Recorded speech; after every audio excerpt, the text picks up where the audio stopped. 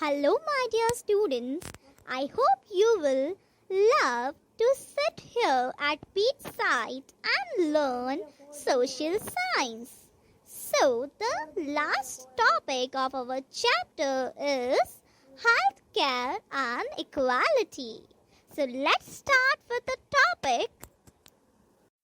Do you know, from the last few decades, there is a remarkable growth in private health services and especially urban areas में आपको ज़्यादातर private hospitals देखने को मिलते हैं और इनका मेन ऑब्जेक्टिव होता है प्रॉफिट अर्न करना।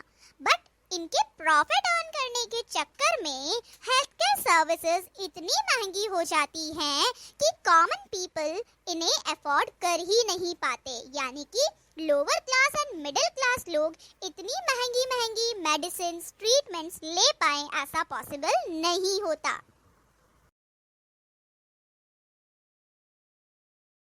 सो द प्रॉब्लम इज कि इलनेस यानी बीमार होना भी एक तरह से इन फैमिलीज के लिए सबसे बड़ी चिंता की बात हो जाती है। और आपको पता है ऐसे कितने सारे डॉक्टर्स एंड प्राइवेट हॉस्पिटल्स हैं जो बहुत सारी अनफेयर प्रैक्टिसेस करते हैं। मैम, ये अनफेयर प्रैक्टिसेस क्या होता है? इट मीन्स डॉक्टर्स जो हैं वो पेशेंट को बहुत ही ज़्यादा एक्सपेंसिव ट्रीटमेंट्स देते हैं जबकि उन्हें वो चीज़ की ज़रूरत नहीं होती। फॉर एग्जाम्पल, कई बार होता है कि डॉक्टर्स पेशेंट को बहुत सारे टेस्ट करवाने के लिए दे देते हैं और उनसे बहुत सारे पैसे ले लेते हैं।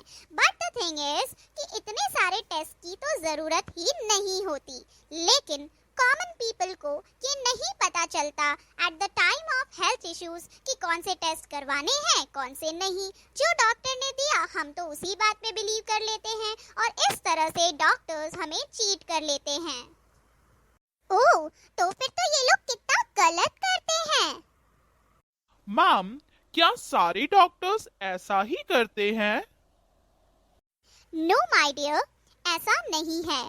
काफी डॉक्टर्स हैं जो ऑनेस्टली काम करते हैं एंड इस टाइप के अनफेयर प्रैक्टिसेस नहीं करते हैं।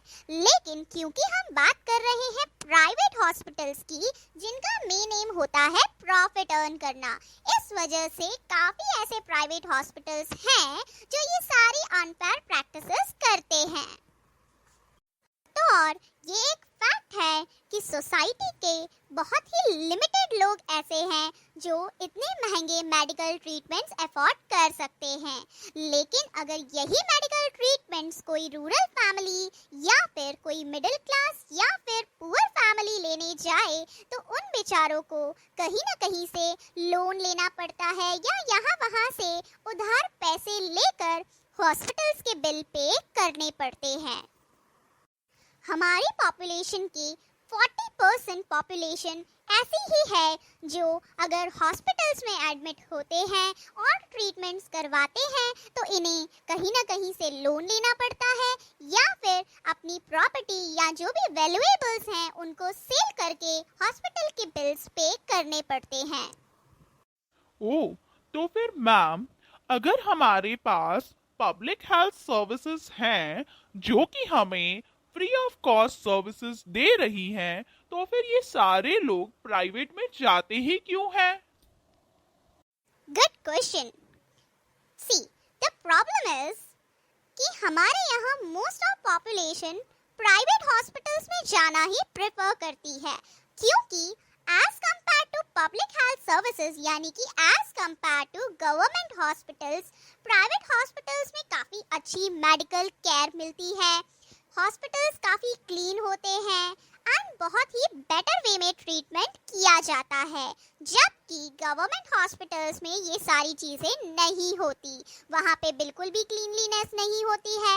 कई बार ऐसा होता है कि वहाँ पे अच्छे से मेडिकल केयर भी नहीं की जाती है और इसी वजह से लोग जो हैं वो प्राइवेट हॉस्पिटल्स में जाना प्रेफर करते हैं। ओह, ओके। ओके, तो फिर मैम हमारी गवर्नमेंट को ये सारी चीजें इम्प्रूव करनी चाहिए ना? और मैम, जो बहुत ही पुअर पीपल हैं वो लोग तो प्राइवेट हॉस्पिटल्स में बिल्कुल भी नहीं जा सकते। तो फिर अगर उन्हें कोई ट्रीटमेंट करवाना है तो फिर ना तो उनके पास पब्लिक वाला अच्छा ऑप्शन है ना ही प्राइवेट वाला, तो फिर वो लोग क्या करेंगे?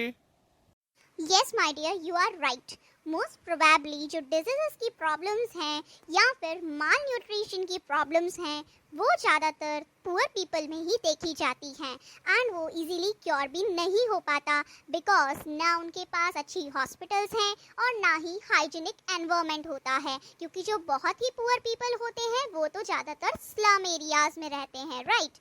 सो द थिंग इज कि गवर्नमेंट इनके लिए भी कुछ ना कुछ इनिशिएटिव्स ले रही है, जैसे कि गवर्नमेंट ने एक मिशन भी स्टार्ट किया है, that is national rural health mission NHRM। Government ने ये इनिशिएटिव स्टार्ट किया है to improve the health care services which are provided by the public health services. Oh great, तो फिर तो कुछ टाइम में जो हमारे यहाँ इतने सारे हेल्थ इश्यूज हैं वो तो ठीक हो जाएंगे, है ना? यस माय डियर, हो सकता है, लेकिन पूरी तरह से हेल्थ इश्यूज हट जाएं ऐसा तो नहीं होगा। लेकिन ऐसा क्यों मैम?